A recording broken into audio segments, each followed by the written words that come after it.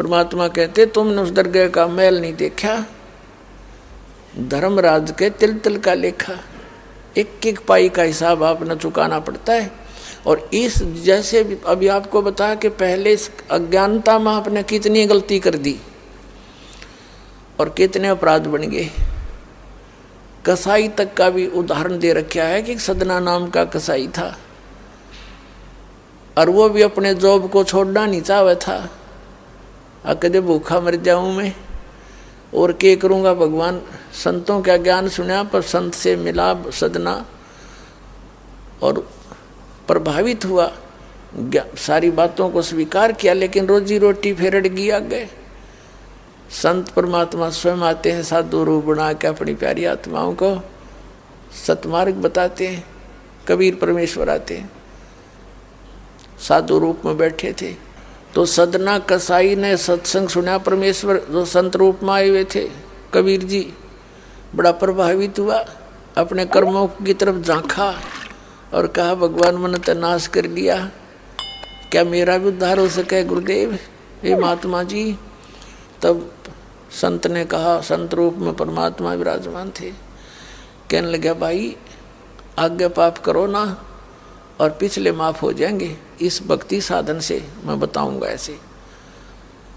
वो कहने लगा जी, परमात्मा ने पूछा तू कौन है भाई, कि मैं कसाई हूँ जी, मैं कसाई हूँ, कसाई सदना कसाई, सदना नाम मेरा सदना नाम है, क्या मेरा मुझ पापी का भी उद्धार हो सकता है। परमात्मा ने कहा भाई होगा, कति हो जाएगा, पर बेटा आज्ञा ना करिए। कहने लगा जी क्यों कर बात बनेगी, और तो कोई साधन नहीं रोजी रोटी का।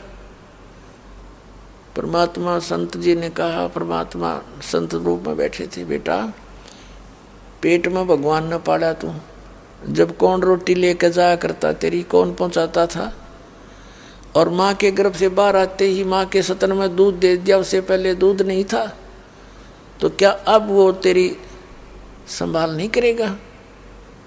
लेकिन ये तो एक हमने औपचारिकता सी बातें लगती हैं, क्योंकि हम दूसरे रंग में रंगे हुए। कहने लगा जी मेरा तो काम ना चले, बालक भूखे मर जाएंगे, मेरा तो और कोई काम नहीं, मैं तो नौकर हूँ एक कसाई का, और मन्नत यू काम करना पड़ेगा। तो परमात्मा ने सोची भाई ये तो सारे बांध रखे काल ने। कहा, परमात्मा ने कहा बेटा इसने छोड़ दे तू। तो सदना कसाई कहने लगा, महाराज ये कुकर छोड़ो भूखे मर जाएंगे, बालक कर नाम लेना चाहे उठे नहीं, मेरा उद्धार कर दो गुरुदेव, उद्धार कर दो, मैं तो कति नरक में गया। परमात्मा बोले भाई मैं दोनों बात क्यों करूँगी मेरे। फिर परमेश्वर ने सोचा चल भाई चाकस होती है इसकी तो बहुत जबरदस्त इच्छा भगवान में। तो मालिक ने कहा ठीक है बेटा तू न्यू करिए, एक अपना लिमिट बना ले कि इससे ज़्यादा नहीं बकरे काटेगा, जितनी तू ज़्यादा से ज़्यादा बना ले, पर रही है वचन पे। अब सदना बोला जी ठीक है। उसने सोचा रोज के 5-4 काटने पड़े हैं, हम बेईमान से। कहने लगा अग जी 100 तो ज़्यादा नहीं काटूंगा डेली। परमात्मा बोले अच्छा भाई जाता है, ठीक है बेटा देख रही है वचन पे, अग जी पक्का हूँ मैं वचन का। चला गया। अब क्या हुआ कि उस शहर में राजा की लड़की का ब्याह हो गया, बारात आ गई, और उसमें बकरे दारू चल रहे। मुसलमान बादशाह था, मतलब मांस तो आम खाते हैं, दारू शराब तो नहीं होगी खैर।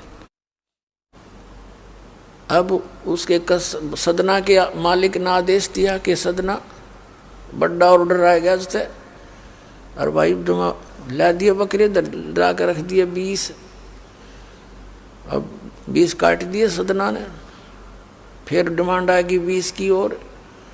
कहने का भाव ये है कि 100 के 100 बकरे कट गए, और सदना ने सोचा हे भगवान कति पूरी बात बनी, हे भगवान आपने प्रण भी आपने रखा, मेरी तो प्रतिज्ञा भी आपने रखी, मांझ दो के हथियार धर दिए, अकरेगी इज्जत आजत कति नाश हो गया था।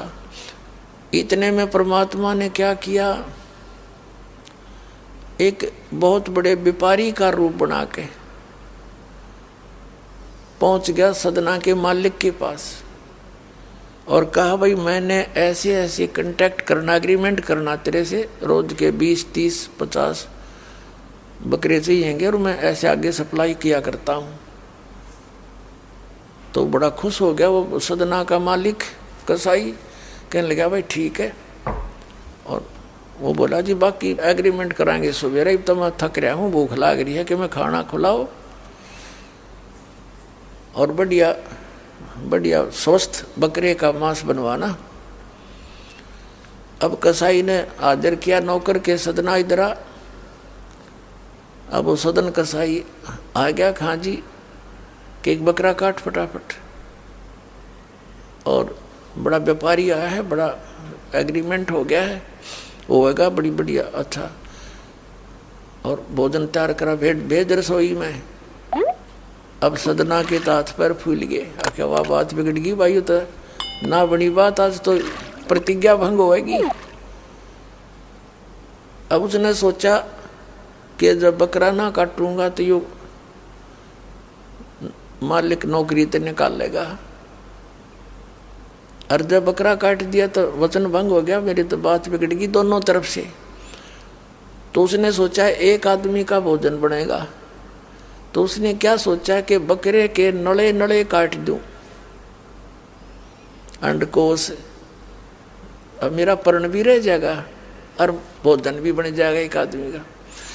हथियार उठाया और बकरे के वो नड़े काटने चाहे, बकरा बुलवा दिया परमात्मा ने बोला सदना और देख भाई मर्यादा ना तोड़े, ना जाने कितनी बार तो तू बकरा बन लिया और मैं बना कसाई, और देखियो मैंने तेरे गल काटे हैं, तेरे को ऐसे नहीं काटा जैसे तू काटने जा रहा है। अब सारी रात तड़प कर मरूंगा मैं, तन्ने भी फिर मैं ऐसे ही काटूंगा तेरे को, ये देख लेना। अब बकरा किस सदना किसके बकरे काट रहा था, हाथ मत कर छूट गई, कप खड़ा खड़ा बकरा बोले ना, कटर बैठ गया रोवे। मालिक ने बाट देखी, रसोई में आवाज लगाई, रसोई से संदेशा गया जी अभी तक आया नहीं, मटेरियल पदार्थ नहीं आया, बनाऊं के ऊपर। खुद मालिक गया, सदना से कहा कि सदना क्या करा तूने, काटा नहीं बकरा। मैं नहीं काटू मालिक, मैं नहीं काटू। उसने सोचा ये तो दुश्मन है, ये प्रसन्न नहीं है मेरे इस एग्रीमेंट से, ये काहे का नौकर है। अब ला तू नहीं काटे ना, ला मैं काटू। उठा गुस्से में सदना के दोनों हाथ काट दिए उस कसाई मालिक ने, अरे एक मारी लात करते पार काट दिया। अब जैसे अभी ट्रीटमेंट वगैरह करा करो का, महीने 2 महीने रो पीट कर उन्हें सोची क्या करूं भाई। उसने सोचा चल पड़ी यहाँ से। उस संत ने कहा था मैं वहां जगन्नाथ के मंदिर में रहता हूँ, वहां आ जाना। उस जगन्नाथ के मंदिर की तरफ चल पड़ा कि भाई परमात्मा ने जब इतना चमत्कार दिखाया है, बकरा बोलिया, इसे बुंडे काम ना मैं तो कदे भी ना करूं, मरो से जीवा से भूखे मरे। आदमी की कही तो ना जच्चे, पर वह तो सच्ची होगी, सामने तो जुल्म हो गया। यूँ तो बहुत बुरा जो है ना एक रूटीन है, यूँ नहीं करें भाई कति भी। संत साची के थे वो उस दिन जच्ची उसके, उस गुरुदेव के पास समाधान के लिए चल पड़ा। देख कहाँ तक बिजली गिरती है इस बुंडे कर्मों से, कैसे फिर जो मालिक परम संत की शरण में आ जा रक्षा कैसे होती है। अब वो चला जा रहा था, पहले सरपंच नहीं होते थे, नंबरदार होली सोली होता था गांव का, और 5-4 गांवों में से एक गांव वाले व्यक्ति नंबरदार को कोई विशेष और पावर दे देता था राजा, जिससे वो दंडित भी कर सकता था अन्य किसी उनको। एक नंबरदार के घर पे रास्ते में जा रहा था, नंबरदार के घर पे रुक गया और कहा जी मैं रात न रुकूंगा, मैंने आगे यात्रा पे जाना है, जगन्नाथ में जा रहा हूँ। तो पहले धार्मिक वैसे तो आम व्यक्ति की बहुत इज्जत करता थे, अतिथि की। नंबरदार ने सदना को रोक लिया, रुक जा भाई, भाई रोटी खाइए, अलग से व्यवस्था कर दी, खाना खुना खा ठाठ तरह। अब क्या हुआ कि उस नंबरदार की पत्नी जो थी वो बैड कैरेक्टर थी।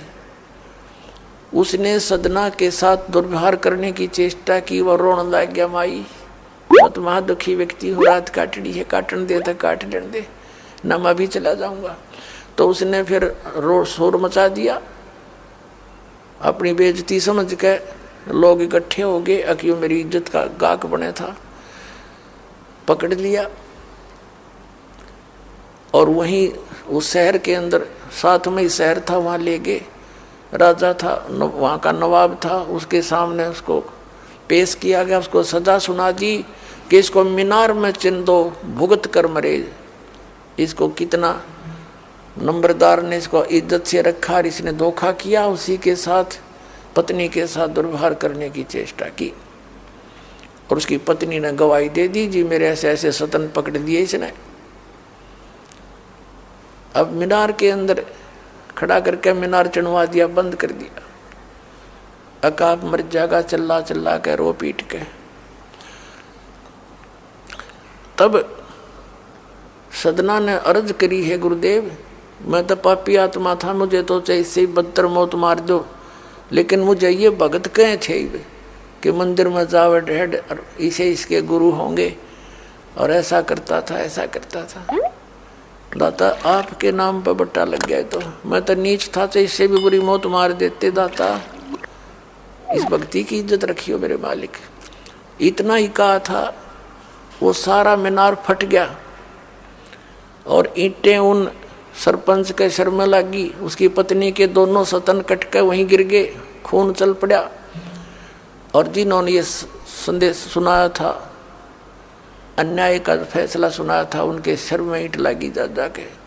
और देखा इतना आवाज हुई, आसपास सब भागे आए, देखने आए, और सदना के दोनों हाथ पूरे हो गए, कटे हुए नहीं रहे। बोलो सतगुरुदेव।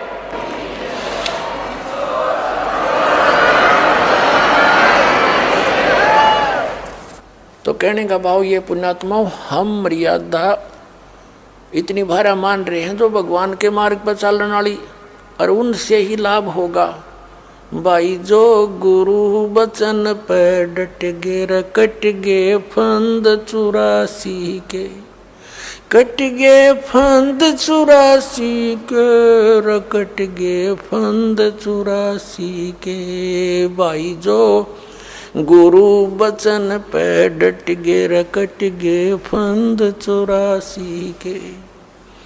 वस्तु मिली ठोड़ की ठोड़, मिट गी मन पापी की दौड़। वस्तु मिली ठोड़ की ठोड़, मिट गी मन पापी की दौड़। भरम मिटे मथुरा काशी के, भरम मिटे मथुरा काशी के।